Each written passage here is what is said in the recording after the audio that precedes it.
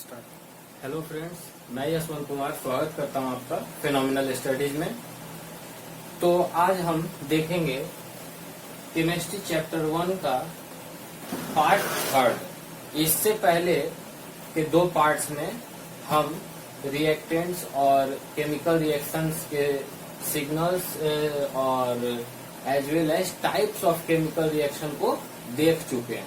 ठीक है फ्रेंड्स, आज हम रेडॉक्स रिएक्शन को गहराई से जानने का प्रयास करेंगे कि रेडॉक्स रिएक्शन होता क्या है और डे टू डे लाइफ में कहाँ कहाँ उसका उपयोग है और कब हम कहेंगे कि कोई रिएक्शन रेडॉक्स हो गया, यानी कि रेडॉक्स रिएक्शन हुआ। सो रेडॉक्स रिएक्शन फ्रेंड्स अपने आप में ही दो रिएक्शन के साइमल्टेनियसली घटने की घटना है। वो दो रिएक्शन है, एक है ऑक्सीडेशन और दूसरा है रिडक्शन। ठीक है फ्रेंड्स, तो ऑक्सीडेशन में अगर हम देखें तो ऑक्सीजन का एडिशन होता है या फिर हाइड्रोजन को हटा देते हैं या फिर एक इलेक्ट्रॉन को हटा देते हैं। तो आगे आने वाले चैप्टर्स में आप ये जानेंगे कि हाइड्रोजन को भी इलेक्ट्रॉन माना जाता है, बिकॉज हाइड्रोजन का एटॉमिक नंबर 1 होता है, इसमें एक ही इलेक्ट्रॉन होता है। तो या तो आप एक रिडक्शन में एक हाइड्रोजन को हटा दें या एक इलेक्ट्रॉन को हटा दें, दोनों बात सेम है। तो फ्रेंड्स होता क्या है ऑक्सीडेशन एक्चुअली? तो कोई भी घटना या फिर कोई भी रिएक्शन जिसमें ऑक्सीजन को जोड़ा जा रहा है, क्या किया जा रहा है फ्रेंड्स? ऑक्सीजन को प्रोडक्ट में जोड़ दिया जा रहा है, तो वो घटना जो है ऑक्सीडेशन कहलाएगी। यहां पर देखिए CuO कॉपर ऑक्साइड लिया गया है, हाइड्रोजन है हमारे पास, और जब रिएक्शन हुआ तो H2O यहाँ पे एज अ प्रोडक्ट हमको मिल रहा। ठीक है फ्रेंड्स, तो ये जो H2O हुआ यानी कि हाइड्रोजन में ऑक्सीजन जुड़ चुका है। ठीक है, तो यहाँ पे ऑक्सीडेशन की क्रिया हुई। अब आप में से बहुत सारे दोस्त ये सोच रहे होंगे कि सर इतना सारा मैपिंग कर दिए और हम लोग डिफिनीशन कैसे बनाएंगे? तो फ्रेंड्स डिफिनीशन तो आपकी बुक्स में भी लिखी हुई है, वहां से भी आप कवर अप कर सकते हैं। अगर ऐसा नहीं भी होता है तो मैंने यहाँ पर की पॉइंट्स को जरूर मेंशन किया है, जिसके बेस पे अगर थोड़ा बहुत आप प्रेजेंस ऑफ माइंड लगाएं तो आसानी से डिफिनीशन को समझ लेंगे और बना भी लेंगे और एग्जामिनेशंस में आपको कोई तकलीफ नहीं होगी। सो इस बात के लिए ना घबराएं, because it is a conceptual based class, और मैं अगर डिफिनीशन लिखने लगूंगा तो इसमें बहुत ज्यादा समय किल हो जाएगा और समय की बहुत कमी है आप लोगों के पास भी और हम लोगों के पास भी। बिकॉज आपने वो कहावत तो सुनी ही होगी कि स्वल्पश्च कालो बहुनाच विद्या, यानी कि समय बहुत कम है और पढ़ना बहुत ज्यादा है। So try to make the definitions on your own और solve the questions on your own. फिर भी अगर आपको किसी प्रॉब्लम में डाउट होती है तो आप कमेंट बॉक्स में कमेंट कर सकते हैं, आपके हर प्रश्न का जवाब दिया जाएगा।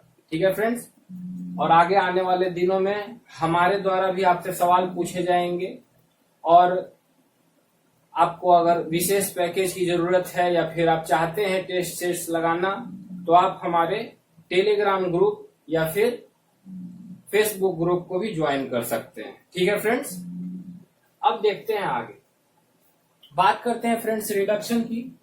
तो यहाँ पर हाइड्रोजन का जुड़ना होता है या फिर एक इलेक्ट्रॉन का जुड़ जाना, और नहीं तो ऑक्सीजन का घट जाना। इन दोनों ही क्रियाओं में हम कहते हैं कि रिडक्शन हुआ है।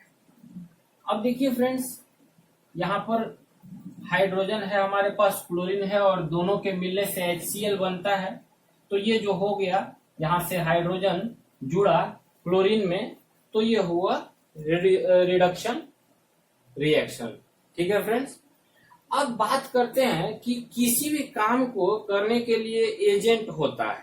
ठीक है, देखे होंगे कि भाई ये काम करना है तो फलाने एजेंट से मिलिए, ट्रैवलिंग एजेंट से मिलिए। भाई जाना है दूर विदेश में पढ़ने के लिए, लिखने के लिए, तो ट्रैवलिंग एजेंट क्या करता है कि पासपोर्ट वीजा वगैरह बना करके तैयार करके दे देता है।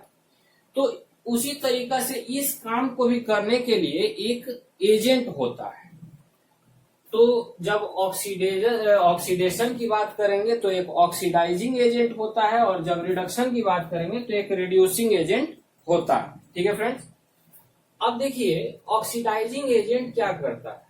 तो ऑक्सीडाइजिंग एजेंट जो है वो अपना ऑक्सीजन देता है ताकि ये ऑक्सीडेशन का प्रोसेस हो।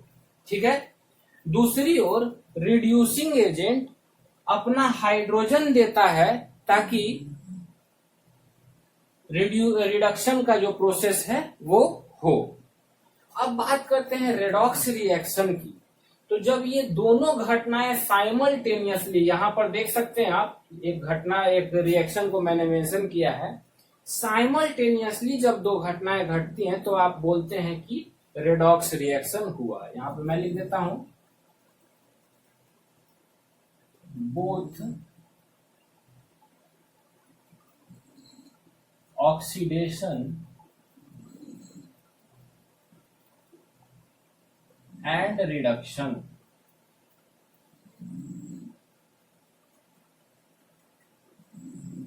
happen simultaneously.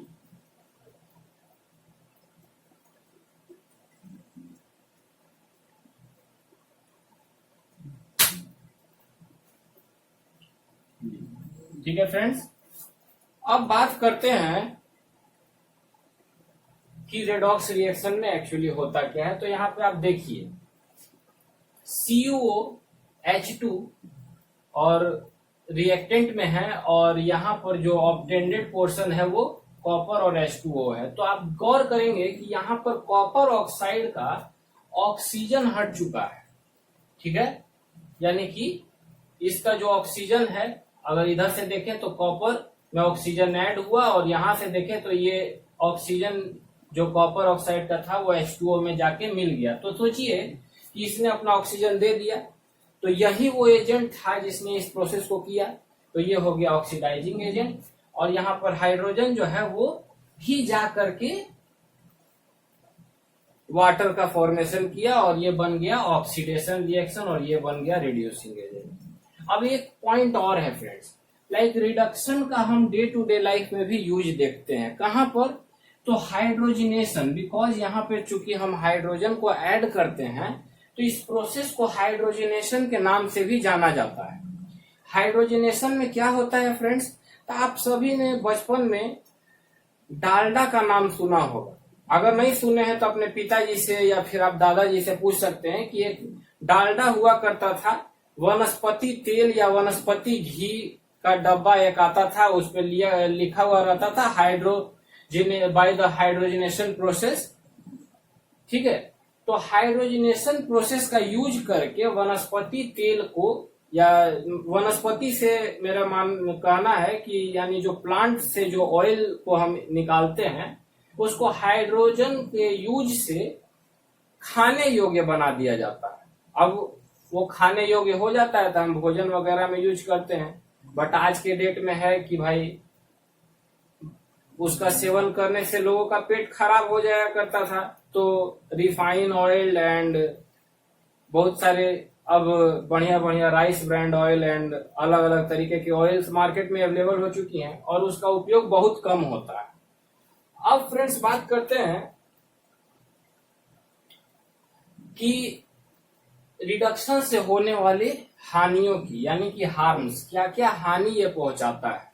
फिर इसके लाभ के बारे में भी बात करेंगे, लेकिन पहले देखते हैं कि क्या क्या हानि इससे होती है। ठीक है फ्रेंड्स, तो पहला जो हानि ये पहुंचाता है वो है पोल्यूशन, यानी कि जब आप हवा में, जहां पे आप देख ही सकते हैं मैंने एक रिएक्शन लिखा है जो कि पहले भी पिछले वाले पार्ट में भी मैंने बताया था। अगर आपने वो वीडियोज नहीं देखी हैं तो जाकर के आप वहां पे उस वीडियो को देखें, लिंक डिस्क्रिप्शन में भी आपको मिल जाएगा। तो देखिए फ्रेंड्स, कार्बन और ऑक्सीजन, यहाँ पे मैंने लिया है कार्बन हर एक बायोटिक कंपाउंड में आपको मिल जाता है। लाइक सभी लिविंग ऑर्गेनिज्म है, चाहे वो पेड़ हो, पौधे हो या फिर ह्यूमन बीइंग हो, और वे सभी ऑर्गेनिज्म या सब्सटेंस जिनको जलाने पर काला हो जाता है, तो उसको हम कहते हैं कि इसमें कार्बन की मौजूदगी है। तो इसके बारे में पहले भी बता चुका हूं, अब आगे देखते हैं। तो कार्बन को जब आप जलाए CO2 बना, तो ये CO2 कहाँ गया? तो ये CO2 वातावरण में जाके मिल गया और वातावरण को क्या किया? पॉल्यूट किया। ऐसे भी आप सुने होंगे कि एसिड रेनिंग के लिए सल्फर के डाइऑक्साइड्स वगैरह ही जिम्मेदार होते हैं। तो आप देख सकते हैं कि ऑक्साइड वहां भी जुड़ा हुआ है, यानी कि ऑक्सीडेशन हो रहा है। और एक बात ध्यान रखिएगा मित्रों कि अगर ऑक्सीडेशन होता है तो उसके साथ साथ रिडक्शन भी हो ही जाता है। अब आप सोच रहे होंगे कैसे? तो देखिए यहाँ पे देखते हैं कि CuO, सपोज कीजिएगा CuO यहाँ पे, तो CuO यहाँ पे ऑक्सीजन दिया और तो देखिए यहाँ पे CuO ऑक्सीजन दिया और H2O बन गया। तो क्या हुआ यहाँ पे? तो CuO ने ऑक्सीजन अपना खो दिया और हाइड्रोजन ने एक ऑक्सीजन पा लिया। तो अब आप देखिए यहां से ऑक्सीजन हट गया, तो ऑक्सीजन का हटना क्या होता है? रिडक्शन। और इसने ऑक्सीजन पा लिया तो ऑक्सीडेशन। तो देख रहे हैं कि दोनों घटनाएं साइमल्टेनियस हैं। तो इसीलिए मैंने यहाँ पर ये एग्जांपल लिया, CO + O2 = CO2, यानी कि यहाँ पे ऑक्सीजन जुड़ रहा है, इसलिए कार्बन डाइऑक्साइड बना और ये पोल्यूशन किया। तो इसके लिए क्या क्या कर सकते हैं? तो लाइक आप सभी जानते हैं गाड़ियों का कम उपयोग करना और इंडस्ट्रियल यूजेस या धुआं वगैरह को कम करके हम वातावरण को नियंत्रित कर सकते हैं। अब बात करते हैं आगे। तो देखिए फ्रेंड्स, अब दूसरा हार्म है इसका रेंसिडिटी। अब रेंसिडिटी क्या है? तो द स्पॉइलिंग ऑफ फूड। देख रहे हैं oxidation of fats and oil present in a food. तो जो भोजन में उपस्थित फैट या ऑयल होते हैं उनको जब ऑक्सीडाइज आप कर देते हैं तो उसी को कहते हैं रेंसिडिटी। यानी कि देखिए चिप्स वगैरह आप मार्केट से खरीदते हैं या फिर कुरकुरे है या बहुत तरीके के खाद्य उत्पाद जो आते हैं मार्केट में, तो उनको जब उनके साथ ऑक्सीडेशन का प्रोसेस हो जाता है, उनमें मौजूद जो फैट है या ऑयल जो है वो ऑक्सीडाइज हो जाता है, तब आप बोलते हैं कि ऑक्सीडेशन हुआ। ठीक है फ्रेंड्स, तो इससे क्या खराबी है? तो देखिएगा कि चिप्स है या फिर बिस्किट है, तो उसमें ऑक्सीडेशन हो जाता है तो स्वाद खराब हो जाता है, महरा जाएगा। तो आप जाते हैं मार्केट में तो बोलते हैं कि महराइल चिप्स दे दिए हैं, बोलते हैं कि भाई बढ़िया वाला चिप्स दो। महराइल काहे खरीदेंगे भाई? पैसा लगा रहे हैं तो महराइल नहीं खरीदेंगे। चाहे बिस्कुट है तो बिस्कुट कुरकुर के जगह एकदम लूज टाइप का हो जाएगा, खाए में मजा नहीं आता है। तो आप बोलते हैं कि भाई बढ़िया वाला दीजिए। अब इसको बचाव कैसे करें? तो बचाव के लिए देखिए हमने 5 तरीके यहाँ पर लिखे हैं। पहला तरीका है एडिंग एंटीऑक्सीडेंट्स। अब एंटीऑक्सीडेंट्स क्या है फ्रेंड्स? तो विटामिन C को मैंने एक एग्जांपल में यहाँ पे लिखा है, देख सकते हैं आप कि विटामिन C को जब आप जोड़ देते हैं किसी में, जैसे कि एंटीऑक्सीडेंट में आप देखे होंगे बाल वगैरह में भी ऑक्सीजन के कमी से जब बाल टूटने लगता है, स्काल्प में ऑक्सीजन की कमी हो जाती है, तब है कि हम विटामिन C का सेवन करने के लिए डॉक्टर के द्वारा सलाह दी जाती है। तो विटामिन C को ऐड करते हैं भोजन में भी एस्कॉर्बिक एसिड के रूप में, ताकि उसकी वैलिडिटी ज्यादा हो जाए, वो ज्यादा दिन तक चल पाए।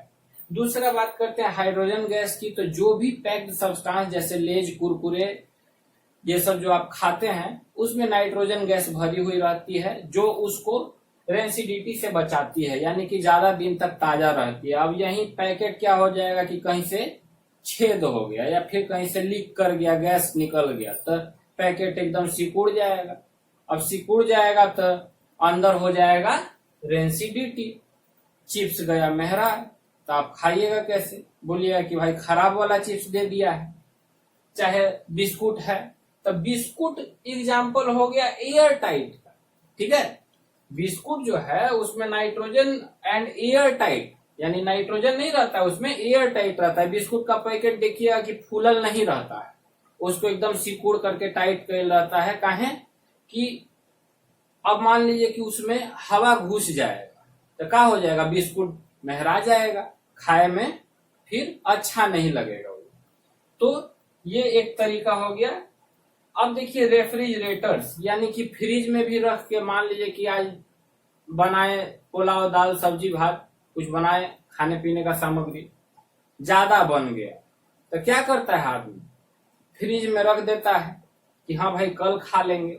चाहे दही है, मक्खन है, फ्रिज में रख दिए कि भाई आज नहीं तो कल खाएंगे, परसों खाएंगे, तरसों खाएंगे। अब ज्यादा दिन मत कीजिएगा नहीं तो कीड़ा भी लग जाता है। ठीक है। दूसरा बात करेंगे स्टोरिंग अवे फ्रॉम लाइट। तो देखे होंगे कोनो कोनो दवाई में लिखा रहता है कि लाइट से दूर रखें। ठीक है। तो लाइट के आवे से क्या होगा, लाइट में अगर आ जाता है तो क्या हो जाएगा, तो लाइट के सामने आ जाता है तो कुछ केमिकल उसके अंदर है जो रिएक्ट कर जाएगा और दवाई जो है खराब हो जाएगा। ठीक है। तो रेसिडिटी वहां पे हो जाएगा। तो इसलिए लाइट से दूर करके भी आप फूड को बचा सकते हैं। एक बार फिर से देखेंगे, एंटीऑक्सीडेंट नाइट्रोजन गैस का जोड़ना, रेफ्रिजरेटर में रख करके और एयर टाइट करके और लाइट से दूर करके भी, ये 5 तरीके हैं जिस तरीका से आप भोजन को बचा सकते हैं, ज्यादा दिन तक चला सकते हैं। एयर टाइट बिस्कुट ही नहीं फ्रेंड्स, आप अखरोट वगैरह या बादाम वगैरह खाए होंगे। बादाम खाने से बुद्धि तेज होती है, तो वहां भी आप देखते हैं कि जो पैकेट होते हैं वो एयर टाइट होते हैं ताकि जो ड्राई फ्रूट्स अंदर भरे हुए हैं वो ज्यादा दिन तक चल सके। अब बात करते हैं एक और हार्म की, जो है कोरोजन। अब कोरोजन का बेसिक मतलब तो जंग लगना ही होता है, लेकिन इसको अलग अलग, इसका एक बड़ा वर्ड हो गया कोरोजन, जंग लगना या रस्टिंग जो है वो एक छोटा वर्ड हो गया। देखिए जैसे कि यहाँ पे रस्टिंग ऑफ आयरन जो है वो कोरोजन का एगो टाइप है। कोरोजन बहुत सारे मेटल्स में होता है, लेकिन रस्टिंग जो है वो प्रॉपर आयरन के लिए एगो वर्ड हो गया। अब देखिए कॉपर में हो गया तो कोरोजन हो जाएगा, सिल्वर में हो गया तो कोरोजन हो जाएगा, आयरन में हो गया तो रस्टिंग हो जाएगा। अब होता क्या है इसमें, तो देखिएगा कि आयरन में कोरोजन हो गया, रस्टिंग हो गया तो क्या हो जाता है कि आयरन जो है पहले दूसर रंग के था, लग जाने के बाद, जंग लग जाने के बाद भूरा या रेडिश ब्राउन कलर का हो जाता है। दूसरी तरफ कॉपर में अगर जंग लग जाता है तो वो ग्रीन कलर का हो जाता है। सिल्वर में अगर जंग लग जाता है, जंग का मतलब समझिए कि डर्ट, धूल मिट्टी जो है जमा हो गया। देखते हैं कि महिलाओं का पायल है या फिर बहुत सारे जो ऑर्नामेंट्स हैं वो क्या होते हैं कि हवा के इंटरेक्शन में आने से धीरे धीरे काले पड़ जाते हैं, रंग उनका चेंज हो जाता है। पहले कुछ रंग था अब कुछ और हो गया, तो उसको क्या करते हैं कि कोरोजन कहते हैं। तो उसी में जाते हैं सोनार के पास, और सोनार क्या करता है कि कुछ सल्फ्यूरिक एसिड डाल दिया या फिर एक्वारेजिया डाल दिया, तनी सोना चाहे चांदी गला लिया, तो उससे ठगा जाता है आदमी। तो कितना लोग होते हैं कि ना ना भाई आंख के सामने करो, एसिड ओसिड नहीं डालना है, अपना आराम से करो, और ब्रश से साफ करके अपना चमका लेते हैं। तो ये हो गया कोरोजन के बारे में। अब देखेंगे कि कोरोजन से बचाव कैसे कैसे कर सकते हैं। तो बेसिकली यहाँ पे हम आयरन को ही कंसीडर करके चले हैं, बिकॉज ज्यादातर जो ये सब जो एलिमेंट है उसमें जंग थोड़ा कम लगता है। अब देखिए आप तार भी खरीदते हैं तो कॉपर वाला तार थोड़ा महंगा आता है, अब बाकी एल्युमिनियम वाला तनी सस्ता आता है। तो ये होता है कॉपर में थोड़ा जंग धीरे धीरे लगता है। ठीक है फ्रेंड्स। तो अब देखिए प्रिवेंशन क्या है, बचाव कैसे करेंगे। तो एगो तो पेंट लगा देंगे, आपका जो गेट है मेन डोर वो लोहा का है तो उसको देखिएगा कि पहले जो है प्राइमर मार करके अब फिर उस पर पेंट वेंट लगा दिया जाता है, काहे कि सुंदर लगे। तो सुंदर लगने के साथ साथ वो जंग लगने से भी बचाता है, कोरोजन से भी गेट को बचाता है। दूसरा आप कर सकते हैं ऑयलिंग और ग्रीजिंग। तो साइकिल वाइकिल चलाते हैं तो साइकिल में ऑयलिंग करते रहते हैं कि भाई क्या है, तो चेन जाम ना हो जाए या चेन कड़ा ना हो जाए, चाहे जो हैंडल वैंडल है ठीक से घूमे। तो चाहे पंखा, तो सब कोई हवा खाते होंगे, तो पंखों में ग्रीजिंग किया जाता है बॉल बियरिंग में कि भाई पंखा ठीक से घूमते रहे, नहीं घूमेगा तो भाई गर्मी में बहुत तकलीफ हो जाएगा, है ना। तो ये हो गया ऑयलिंग और ग्रीजिंग। और थर्ड जो है वो गैल्वेनाइजेशन है, जिसपे जिंक का कोटिंग किया जाता है आयरन वगैरह के बर्तनों पे। तो ये देखे होंगे अब जो है हाल फिलहाल के 5 साल में जो गैल्वेनाइजेशन का दौर आया है, तो ये गैल्वेनाइजेशन जो है वो एक प्रोसेस है जिसमें एक सब्सटेंस पे, एक मैटर पे, एक मटेरियल पे आप दूसरे मटेरियल का कोटिंग कर देते हैं। जैसे कि आयरन के सब्सटेंस पे, आयरन के बर्तन पे जिंक का कोटिंग कर दी। अब देखिए, जैसे आज से 5 साल पहले से ये ट्रेंड आया है कि कुछ बर्तन जो हैं, जैसे आयरन वगैरह, सस्पेन हो गया या फिर कढ़ाई वगैरह हो गया, उस पे क्या होता है कि जिंक का कोटिंग किया रहता है। तो ये कंडक्शन भी अच्छा करता है और उसको जंग लगने से भी बचाता है। पहले जमाने में भी होता था कि भाई एक कोई बर्तन है वो या कोई मटेरियल है, उस पर दूसरा ऐसा सब्सटेंस का कोटिंग कर दिया जिसमें जंग धीरे धीरे लगता है, तो वो हो गया गैल्वेनाइजेशन। इस तरीका से आप जंग लगने यानी कोरोजन से बचा सकते हैं। अब हम देखेंगे इसके यूजेस के बारे में, ठीक है फ्रेंड्स। तो फ्रेंड्स अब बात करते हैं रेडॉक्स रिएक्शन के यूजेस के बारे में, ठीक है फ्रेंड्स। ऊपर आपको ध्यान नहीं देना है, इस रेड लाइन के नीचे ही मैंने यूजेस को डिस्क्राइब किया है। तो यूजेस क्या क्या है फ्रेंड्स। तो कंबसन रिएक्शन, तो आप सभी जानते हैं कंबसन क्या होता है, जलना। और जलने के लिए क्या जरूरत होती है, ऑक्सीजन की। आपने वो एक्सपेरिमेंट भी किया होगा क्लास 8 या 7 में कि जब कैंडल को जला करके और एक गिलास से हम ढक देते हैं तो कुछ देर बाद कैंडल जो है वो बुझ जाती है। तो इसका मतलब है कि वहां पे ऑक्सीजन का जरूरत है कैंडल के जलने के लिए। तो कैंडल के जलने के लिए जब ऑक्सीजन की जरूरत है तो ऑक्सीडेशन रिएक्शन होगा, और जब ऑक्सीडेशन रिएक्शन होगा तो रिडक्शन रिएक्शन भी होगा, और जब ये दोनों रिएक्शन होगा तो रेडॉक्स रिएक्शन भी होगा। इसके बारे में हम पहले ही देख चुके हैं। तो अब आते हैं, बात करते हैं कंबसन में burning of CNG and LPG. तो ब्यूटेन जो है मेन एक्सट्रैक्ट होता है, जिसका मैंने एग्जांपल लिया है एलपीजी में, और सीएनजी में जो है वो मीथेन भी होता है।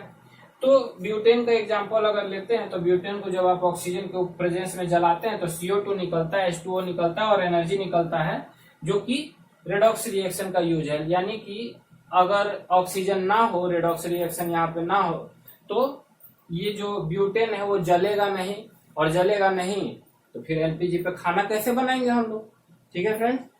अब बात करते हैं रेस्पिरेशन की। तो रेस्पिरेशन जो है फ्रेंड्स वो एक इंटायरली डिफरेंट प्रोसेस है देन द ब्रीदिंग।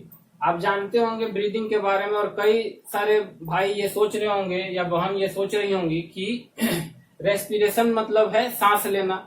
बट सांस लेना जो है रेस्पिरेशन का एक छोटा सा पार्ट है। जब हम लाइफ प्रोसेसेस की वीडियोस करेंगे तो उसमें हम देखेंगे कि रेस्पिरेशन का एक पार्ट है ब्रीदिंग, ना कि ब्रीदिंग ही रेस्पिरेशन है। तो देखिए मैंने यहाँ पे एक सब्सटेंस लिया है C6H12 और O6। आपको कमेंट बॉक्स में इसका नाम बताना है कि ये सब्सटेंस है क्या, ठीक है फ्रेंड्स।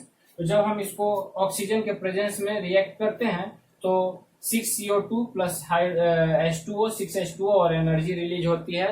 और रेस्पिरेशन हमारे बॉडी में एनर्जी रिलीजिंग का एक की फैक्टर है। रेस्पिरेशन हम कर रहे हैं, रेस्पिरेट हम कर रहे हैं, तो हम में एनर्जी रिलीज हो रही है और हम जिंदा हैं। अगर हम सांस लेना रेस्पिरेट करना बंद कर देंगे तो हम मर जाएंगे।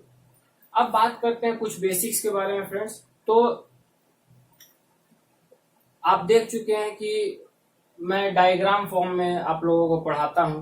तो अगर कभी भी आप लोगों को लगे कि सर पहले जो पार्ट में आपने बताया था वो मैं कैसे समझूं या कैसे देखूं, तो आप वीडियोज को देख ही सकते हैं। और दूसरी तरफ आप स्क्रीनशॉट ले सकते हैं। लाइक अगर आप स्क्रीनशॉट ले लेते हैं तो बाय एरोज अगर आप देखेंगे तो एक बार आप मेरी वीडियो को देखने के बाद अगर आप चाहें तो उस स्क्रीनशॉट से आसानी से पढ़ाई गई चीजों को अच्छी तरीके से समझ सकते हैं और सवालों को सॉल्व कर सकते हैं, ठीक है फ्रेंड्स। और that's it for the part 3। Part 4 में हम केमिकल इक्वेशन के बारे में जानेंगे। ठीक है फ्रेंड्स, थैंक यू।